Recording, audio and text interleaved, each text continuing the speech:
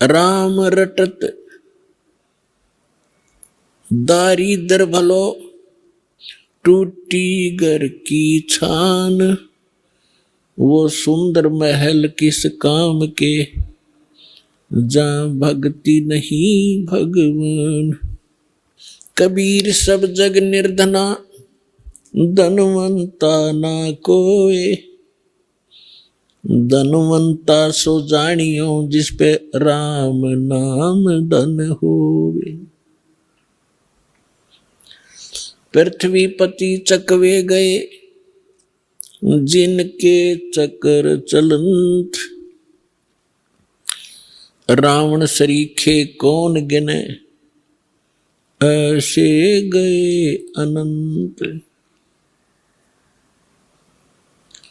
सर्व सोने की लंका थी, वो रावण से रणधीरम। एक पलक में राज बिराजी, जम के पड़े जंजीरम।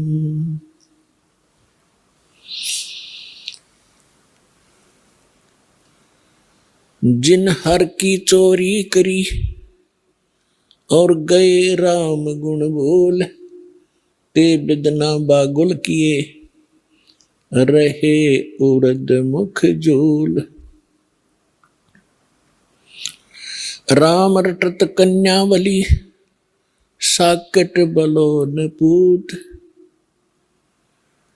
छेरी के गल में गलथना, जिसमें दूध ना मूत। कबीर जिव्या तो वाए बली, जो रटे हरि नाम। नहीं तो काट के फेंक दियो हो, ये मुख में बलो न चाम। पुण्यात्माओं, सौभाग्य आपका, आप जी को ये अमर वचन, अमृतवाणी, यथार्थ ज्ञान और सच्चा भगवान, जिसको सच्चा करतार, सच्चा साहिब, सत साहिब कहते हैं, इसकी जानकारी हुई।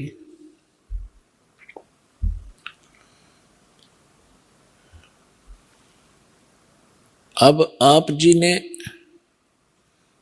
इस सत्संग के सुनने से पूर्व जो ज्ञान प्राप्त था, उसको सत्य मान रखा था, और जो क्रियाएं आप करते थे उसको मनुष्य जीवन का मूल कर्तव्य जानकर ही आप करते हुए आ रहे थे। जिसमें आप जी को ये ज्ञान होगा तो उसमें आपको पता चलेगा कि हमें क्या करना चाहिए था और हम कर क्या रहे।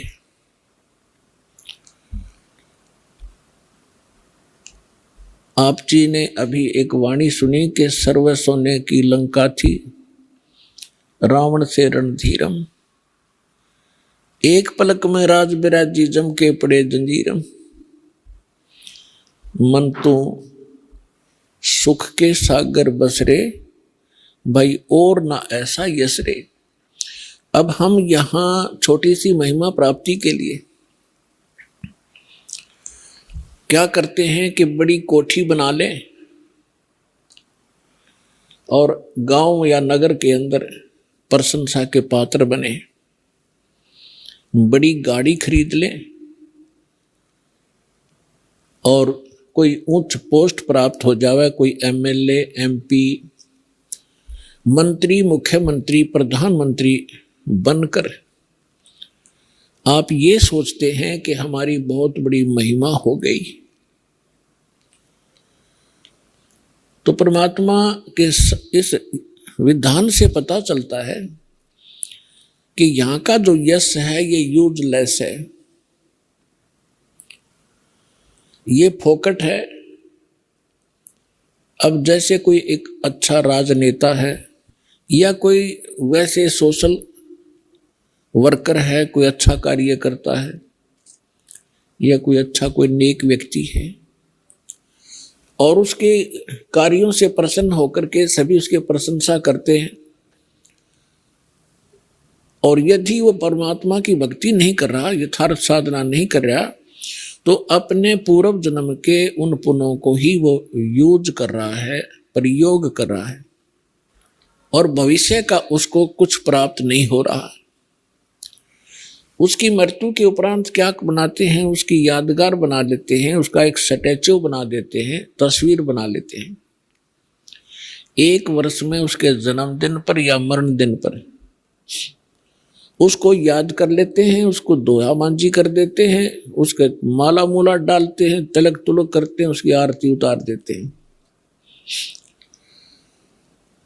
और सच्ची भक्ति ना करने से मनमाना वही कहीं वहां कौवा बनकर घूम रहा हो और अपने ही स्टैच्यू पर वहां बीट कर रहा है, उसके माथे पर बैठ कर। तो परमात्मा कहते हैं, मन तू सुख के सागर बस रे, भाई और न ऐसा यस रे। मन तो सुख के सागर बस रे, भाई और न ऐसा यस रे। और कोई ऐसी महिमा नहीं है। यदि तू सतलोक चला गया, जहां कोई दुख नहीं, कोई मृत्यु नहीं, वृद्ध अवस्था नहीं, किसी वस्तु का अभाव नहीं, तो तब तेरी महिमा होगी। यहां आपकी कोई महिमा नहीं है।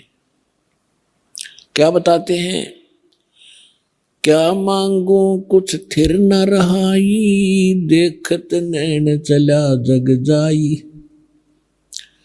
1 लख पूत 1.25 लख नाती, उस रावण के दीवान बाती। परमात्मा कहते हैं कि आप अनजान हो, अध्यात्म ज्ञानहीन हो, इसलिए इस संसार की व्यवस्थाओं को, वस्तुओं को, पदार्थों को ही आप संतों से मांगने के लिए आते हो, या मंदिरों में या कहीं पहाड़ों पर, जहां भी आप जाते हो एक ही उद्देश्य से लेकर जाते हो। परमात्मा कहते हैं, निसंतान संतान ही की डिमांड करता है, निर्धन धन की इच्छा करता है, और अंधा आंखें ही मांगता है, रोगी आरोग्य मांगता है, और कुछ एक ही भक्त ऐसे होते हैं जो केवल परमात्मा ही मांगते हैं। तो जो केवल परमात्मा चाहते हैं, वो चाहत आपकी श्रेष्ठ है। बाकी जो जिस चाहत के लिए आप भगवान की भक्ति करते हो, ठीक है, यदि आपको संत पूरा मिल जाता है और आप ये डिमांड वहां करते हो, तो वो सुख तो आपको मिल जाएंगे, लेकिन मनुष्य जीवन का मूल उद्देश्य शेष रह जाएगा। तो परमात्मा कहते हैं, क्या मांगू कुछ थिर ना रहाई,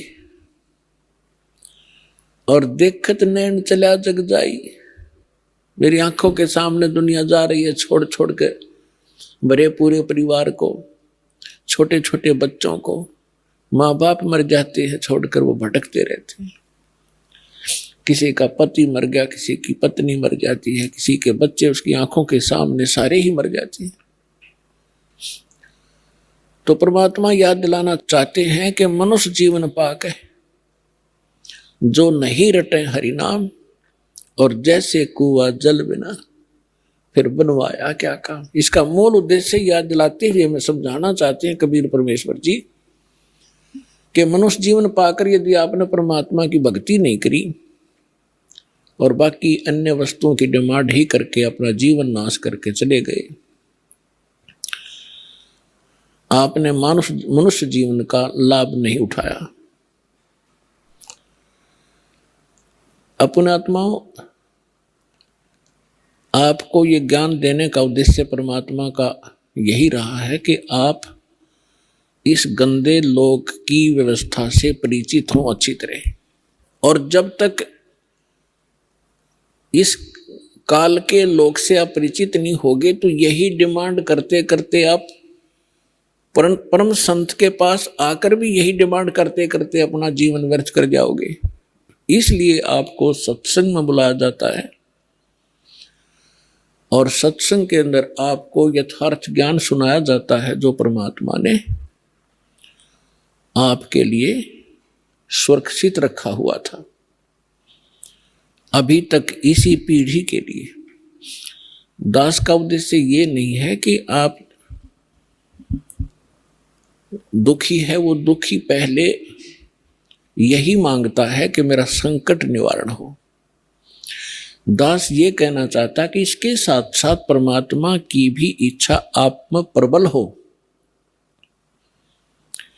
और फिर वो सुख तो आपको अवश्य ही मिलेंगे, वो तो मिलेंगे ही मिलेंगे, लेकिन केवल उन्हीं को उद्देश्य लेकर साधना करना वो व्यर्थ बताया है।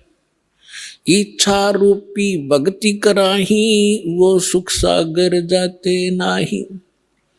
केवल यहाँ के संसारिक सुखों की इच्छा लेकर जो साधना करते हैं वो मोक्ष प्राप्ति नहीं कर सकते। और जो साधना परमेश्वर ने आके बताई हर दास आपको प्रदान कर रहा है, इसमें आपको मांगने की आवश्यकता भी नहीं पड़ेगी। ठीक है, दुखी व्यक्ति है, प्रार्थना तो करता ही रहेगा जब तक उसका वो दुख, वो पैर में लगा कांटा, कर्म रूपी कांटा नहीं निकल लेगा। तो लेकिन हम जो आपको साधना देते हैं, ये दास जो बताता है परमात्मा का दिया हुआ ज्ञान, इस साधना से आपको ऑटोमेटिकली सारे सुख मिलेंगे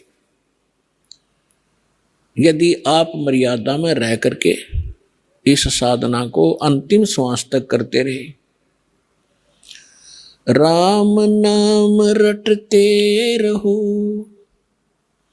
राम नाम रटते रहो, जब तक घट में प्राण, कबहू तो दीन दयाल के बनक पड़ेगी कान। अंतिम श्वास तक इस भक्ति को करते रहना, और जब इसका फल आएगा, मिलेगा, तो आपको सर्व सुख होंगे। जैसे कोई गेहूं बोता है तो गेहूं बीजने वाले का उद्देश्य भूसा बनाना नहीं होता, चारा बनाना नहीं होता पशुओं का। उसका उद्देश्य होता है कि ये गेहूं जीवन दाता है, मेरे बच्चे भी आहार प्राप्त करेंगे और हम भी आहार प्राप्त करेंगे।